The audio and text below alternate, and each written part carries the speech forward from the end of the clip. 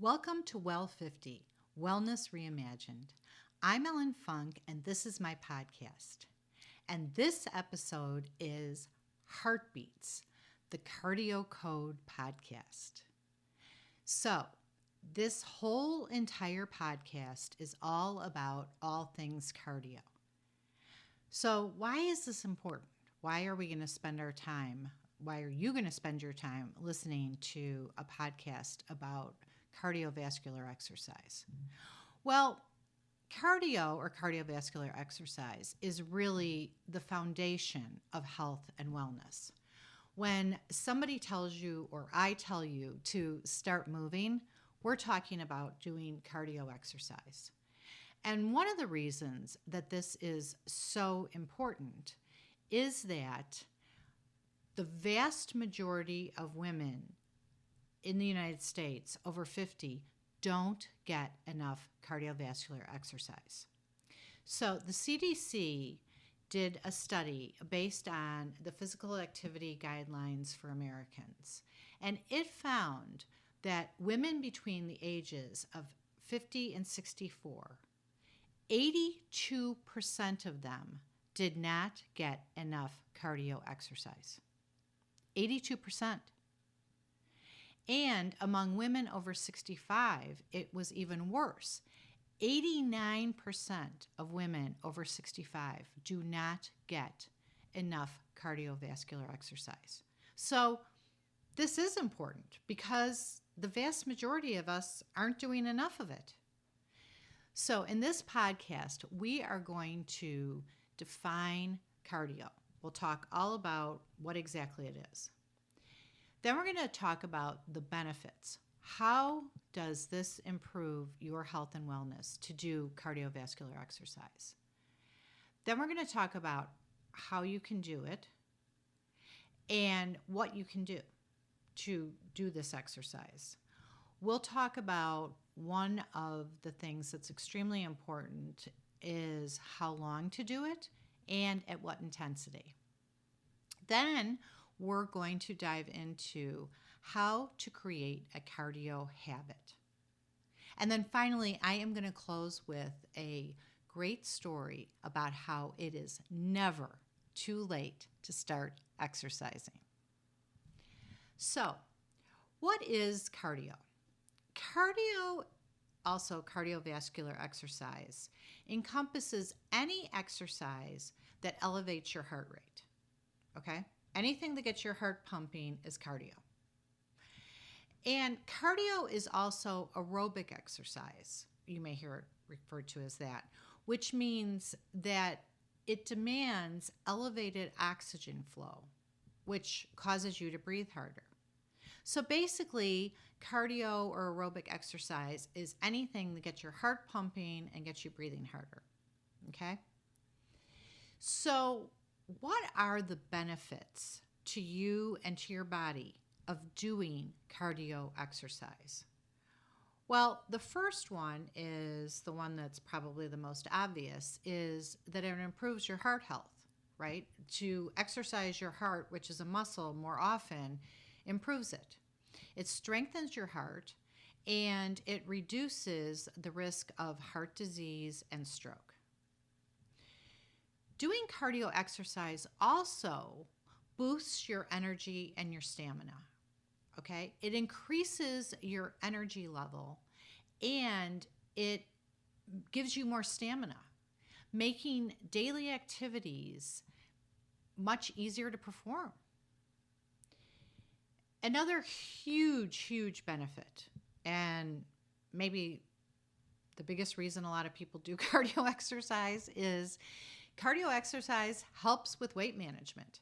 When you do cardio or aerobic exercise, it burns fat and calories, and it helps you lose weight or maintain your healthy weight. Cardio exercise also helps you sleep better. There is dramatically better sleep to be had if you exercise regularly. Not only deeper sleep, but more restful sleep. Doing cardio exercise also actually improves your mood. It stimulates the release of endorphins, which helps you. It's that little high that you get right after you exercise, helps you to feel better. And it also helps to eliminate the symptoms of depression and anxiety. Both of those are much easier to manage. Depression and anxiety are much easier to manage if you exercise regularly. Regular exercise or cardio also improves cognition, including memory, attention, and your processing speed. So, who doesn't want that? Cardio even improves your sex life by increasing your body's ability to become stimulated and improving your body image. So, that's fun. Cardio also reduces health risks. It lowers the risk of hypertension, type 2 diabetes, and certain types of cancer. And finally, just like using your heart more improved your heart health, using your lungs more, breathing harder improves your lungs. It gives you increased lung capacity. And as we get older, our lung function just naturally starts to decline. Okay, as we get older, a lot of the functionality in our body starts to decline, which is why it becomes even more critical for us to exercise so that we can keep what's working. Okay? So it's a long list. There are a lot of benefits to doing regular cardio exercise to help your body, to help your organs, to help your mood. Okay? So I think we can make a pretty good case that this is something that we should all be doing. So how can you do it? What are great cardio exercises, particularly for people in midlife? Far and away, the most popular exercise, and something I personally swear by, is walking. Walking is fantastic, and it doesn't cost anything to do. And you can do it anywhere, but especially walking out in nature. That is such a boost to not only your body and your mood and your gratitude and everything. So walking is really, and like I said, it's by far the most popular among people over 50. So what are some other things you can do? You could do water aerobics. That's fun. You could dance. Do you love dancing? It could be ballroom dancing. It could be hopping around in your kitchen. It could be going to clubs and dancing to a band, whatever. Dancing is great exercise. Do you love to garden? Gardening is exercise. Again, anything that gets your body moving, gets your heart rate up a little bit, and gets you breathing a little harder, which gardening does do. Another extremely popular exercise among actually everybody, but the midlife crowd especially, is pickle. That's fun, and you get to run around and hit the little wiffle ball. I love playing pickle. Tennis, biking, even doing housework. Again, anything that gets you moving and gets you breathing hard, it counts as cardio exercise. I personally am not a fan of housework, but some people enjoy it and have really sparkling clean houses because of it and are getting good cardio. You can also go hiking or running if you want to get into something a little bit more intense. Swimming is great and is low impact. So again, very, very popular among midlife people or people trying to avoid injuries. Swimming is a great one. There's rowing, and maybe you like going to classes. So Zumba classes, aerobics classes, even some yoga classes are really, really great cardio. And then finally, you could jump rope. Anything that you can think of, there's obviously more things than this, but anything that you can think of that gets you moving and gets you breathing a little hard is cardio exercise, and you can do it. So One of the things I get asked a lot is how much cardio do you need and how intensely do you need to do it? Um, the health recommendation that everybody has is that you should, and the American Heart Association, that you should get at least 150 minutes of exercise per week, which is exercising for 30 minutes 5 times a week. Okay? And you can do that with moderate, like walking, or more intense, like hiking or running, exercise. It's up to you. All of it counts. This is something that's really, really important. And so no matter what you do, it counts towards this 150-minute goal. But you can do it a little bit less if you do more intense exercise. But ideally, you're moving for 30 minutes 5 times a week. Can it be broken up into smaller parts? If you've heard my other podcasts, the answer is yes. You can get the 150 minutes in 15 or intervals of 10 minutes. That's fine.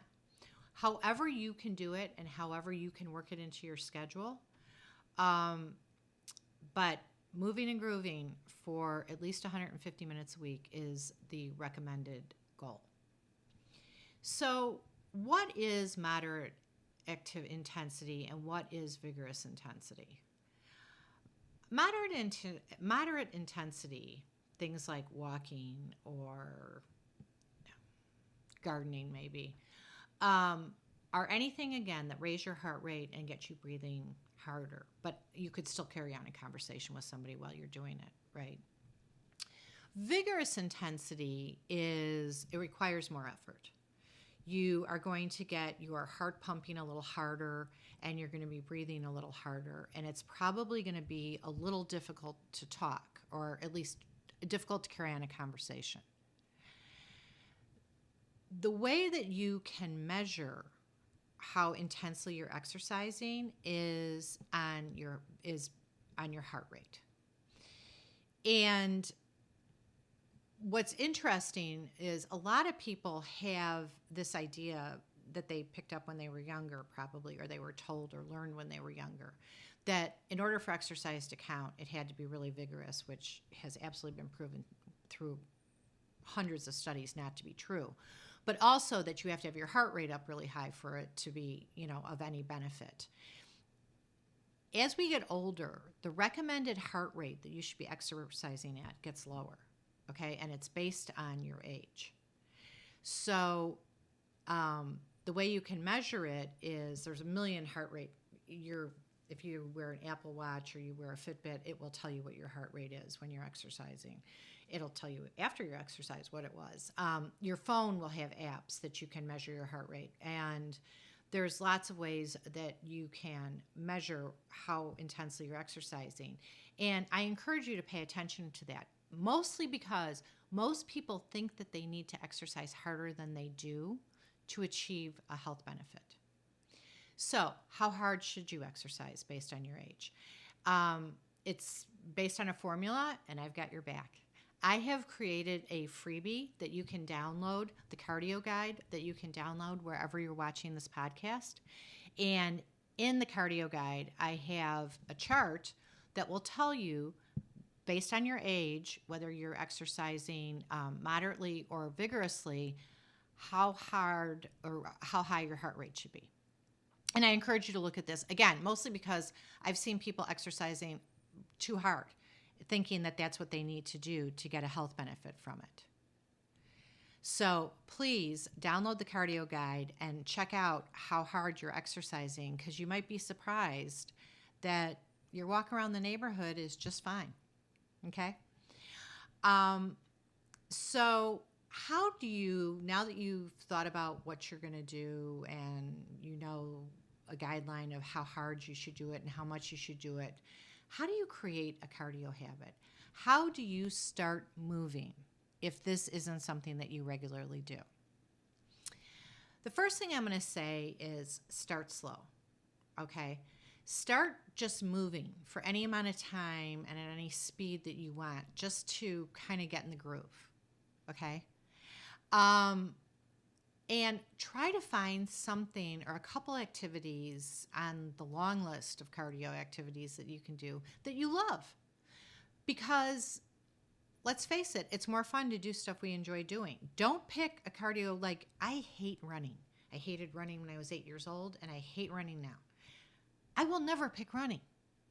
Okay? So, because why would I torture myself? I know if I try to get in a running habit, I will never do it.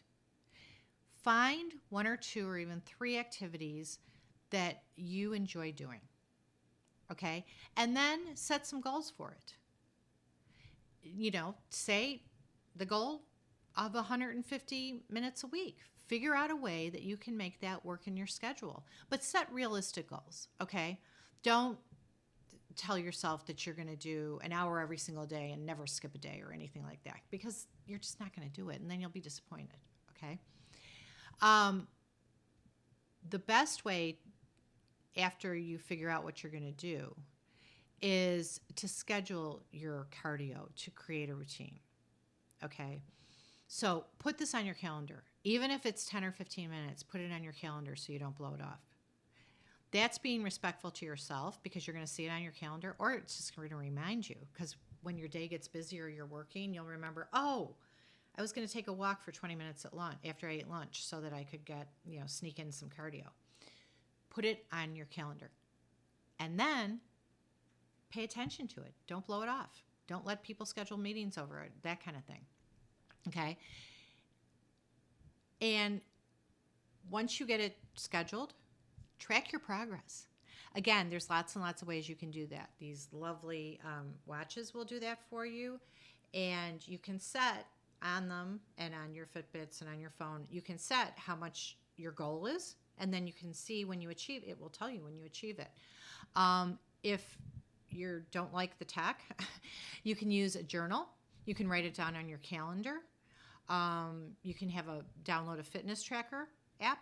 However you want to do it, keep track of your progress, because this is one thing that's very human. We like to see progress. We like to feel like we've accomplished something. And on the bad days or the days where you're a little tired and you don't really feel like doing it, keeping up that progress, that consistency, may be one of the things that keeps you going. So keep track of it and be proud of yourself. I highly encourage you to mix up what you're doing.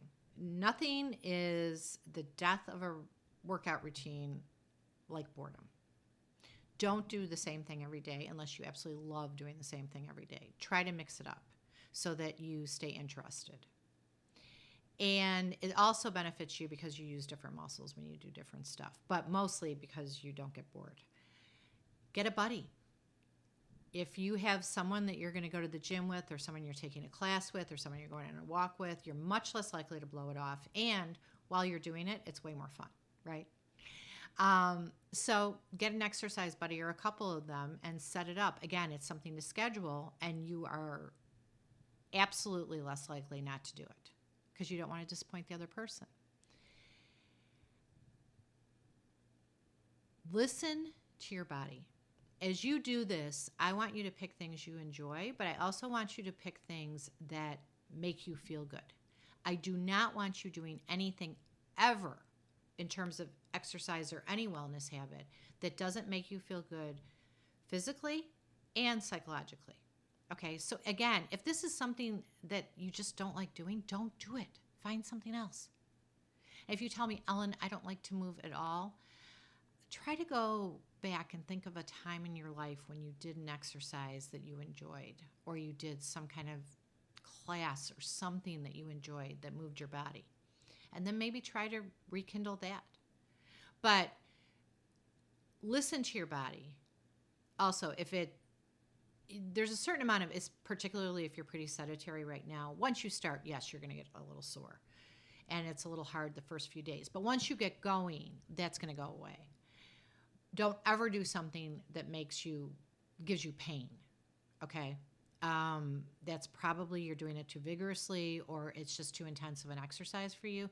So figure out a way to ratchet it back if it's something you really want to do, or pick something else that's less impactful, okay?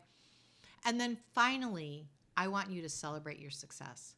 I want you to be proud of yourself when you start this exercise routine, when you start doing cardio on a regular basis, because you are going to feel great. But I also want you to celebrate that you are and have created this great wellness habit that will help you feel great and look great and be in a great mood for years and years to come. So I promised a little story about how it is never too late to start exercising. And I am going to tell you the story of Sister Madonna Buder. So at the age of 48, she was a Catholic nun.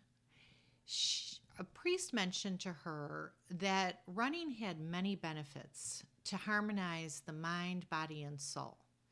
And then that concept really appealed to Sister Madonna. So at 48, she decided to start running. 5 weeks after she started running, she completed her first 8-mile race. She eventually ran the Boston Marathon and tons of other races. And so she got a little bored by doing marathons. So she decided at the age of 52 to start doing triathlons. And she has completed roughly 400 triathlons and 45 Ironman races, all done over the age of 50. She is the current world record holder for the oldest woman ever to finish the Ironman, which she completed at the age of 82. And in 2016, she was even featured in a super cute Nike ad, which I have included the link to the Nike ad, which you should watch. It's really inspiring where you're watching this podcast. She made the Nike ad when she was 86 years old. So I don't want you to ever tell me you're too old to start this, okay? Anybody can start an exercise routine, and anybody can start improving their wellness and their health and their fitness. All it takes is the decision to start. So start today. Take a walk. Okay? So, as a quick review, in this podcast, we talked about what the definition of cardio is and all the benefits to you and your body from doing it. We talked about how you can do it and what you can do, how much you should do and at what intensity. And then we talked about how you can create a cardio wellness habit. And then finally, we wrapped it up with a great story about how it's never too late to start. I want to thank you from the bottom of my heart for joining me in Well 50, Wellness Reimagined, my podcast. I am so glad you're here. I hope this was helpful. And I want you to remember that every step you take in understanding and improving your health and wellness is just another step along the path to an extremely vibrant life. Until next time, I want you to stay motivated. I want you to stay curious. And as always, stay well.